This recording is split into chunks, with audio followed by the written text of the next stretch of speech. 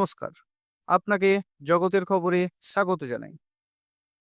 জম্মু কাশ্মীরের অনন্তনাগ জেলার পহেলগামের বৈশ্রান উপত্যকা এলাকায় মঙ্গলবার এক সন্ত্রাসী হামলায় প্রায় ২৮ জন নিহত হয়েছে এবং আহত হয়েছে অনেকে। বৈশ্রান এলাকা উপত্যকা এক সুন্দর এক পাইন গাছের ঢাকা এলাকা, যেখানে খুব সুন্দর প্রাকৃতিক মনোরম পরিবেশ পাওয়া যায়, যেখানে স্থানীয় লোকেরা ছোট্ট সুইজারল্যান্ড বলেও ডাকে।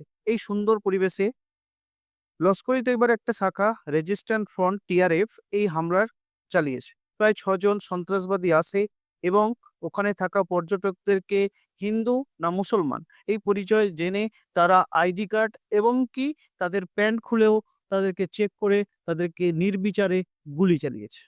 আমরা এর ইতিমধ্যে সোশ্যাল মিডিয়ায় বিভিন্ন ধরনের ফটো দেখতে পাচ্ছি, যেখানে আমরা দেখছি নবদম্পতি, একটি নববধূ যে কিনা মধুচন্দ্রিমার জন্য গেছিল ওই মনোরম পরিবেশে, সেখানে সে বসে আছে স্বামীর মৃতদেহর পাশে।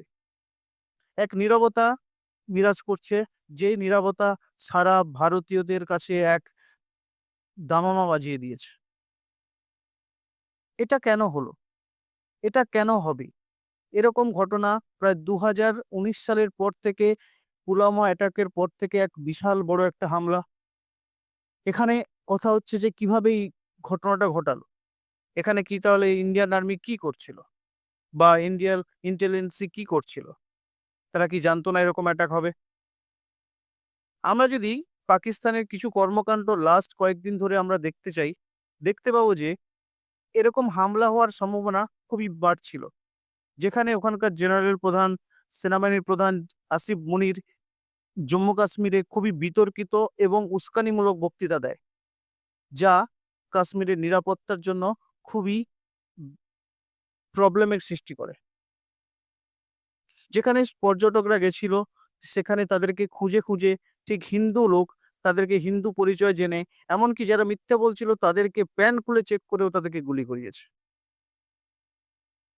সবাই বলে সন্ত্রাসবাদের কোনো ধর্ম হয় না, কিন্তু এখানে তো সন্ত্রাসবাদীদের ধর্ম হচ্ছে জানা গেল। তারা শুধুমাত্র খুঁজে খুঁজে হিন্দুদেরকেই মেরেছে। এখন কথা হচ্ছে যে ইন্ডিয়া প্রত্যেকটা সাধারণ নাগরিক খুঁজছে কিভাবে তারা এর জবাব দেবে।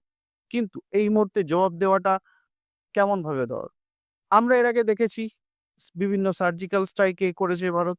কিন্তু এই মুহূর্তে ভারত এবং ভারত এখন আমেরিকা ও চীনের যে ট্রেড ওয়ার চলছে, তার সবথেকে বড় বেনিফিশিয়ারি হিসেবে দেখা যাচ্ছে। যেখানে তাদের ট্রেড ওয়ারের যুদ্ধের মধ্যে সবথেকে বেশি লাভবান হবে ভারত। এই ভারত যাতে লাভবান তো না হতে পারে, এটা হতে পারে পাকিস্তানের কোনো চাল। যেই সেনাবাহিনী চালের জন্য ভারতে একটি ইনসার্জেন্সি তৈরি করে করা দরকার, যাতে ওয়ার্ল্ডের বিজনেসম্যানরা বলতে পারে যে এখানে কোনো প্রবলেম আছে, এরা তো ভারত পাকিস্তানের সাথে জড়িয়ে পড়ছে, সেখানে আরো প্রবলেম সৃষ্টি হতে পারে ভারতের জন্য। এছাড়া পাকিস্তান একটা ফেইলড কান্ট্রি, যেই ফেইলড কান্ট্রিতে একটা ট্রেন, সম্পূর্ণ ট্রেনটাই হাইজ্যাক হয়ে যায়, যেখানে বালুচিস্তানে খুবই প্রবলেমেটিক সবসময় আমরা শুনতে পাচ্ছি। সেখানে পাকিস্তান সরকার এবং পাকিস্তান সেনাবাহিনী চাইছে তাদের দেশের জনগণের অর্থনৈতিক সমস্যা, বালুচিস্তানের সমস্যা, এখান থেকে তাদের মুখ ফেরানোর জন্য।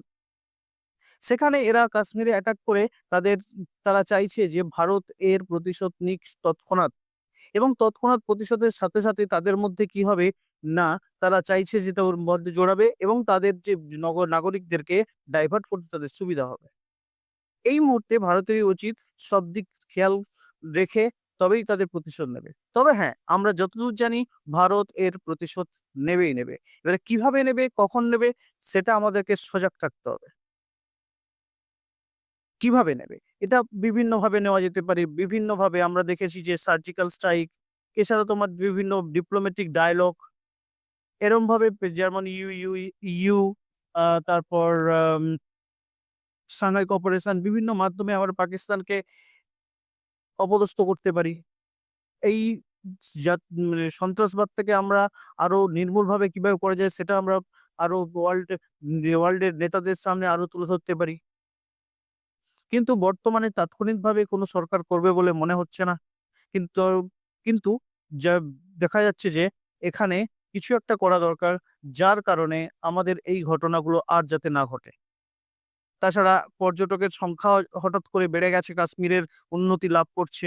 সেটাও জম্মু কাশ্মীরের লোকেদের পক্ষে খুবই সুবিধা হয়ে গেছে। তাদের হাতে অর্থায়ন আসছে, যেটা পাকিস্তানের লোকেদের সহ্য হয় না। পাকিস্তানি সেনাবাহিনী চায় কাশ্মীরে আরো ইন্টার্নশিপ বাড়াতে থাকুক। যেখানে আরো প্রবলেমেটিক যত বাড়বে তত পাকিস্তান বা ওয়ার্ল্ড মিডিয়ার সামনে, ওয়ার্ল্ড এর সামনে দেখাতে পারে যে পাকিস্তানে খুবই প্রবলেম। পাকিস্তানে দেখাতে পারবে যে কাশ্মীরে খুবই প্রবলেমেটিক এবং তার জন্য ইন্ডিয়া দায়ী। কিন্তু বর্তমানে কয়েক বছর ধরে দেখছি যে কাশ্মীরে আর কোনো প্রবলেম না হওয়ার জন্য অনেক ব্যবসা বাণিজ্য বেড়েছে। কিন্তু পাকিস্তান সেটা চায় না।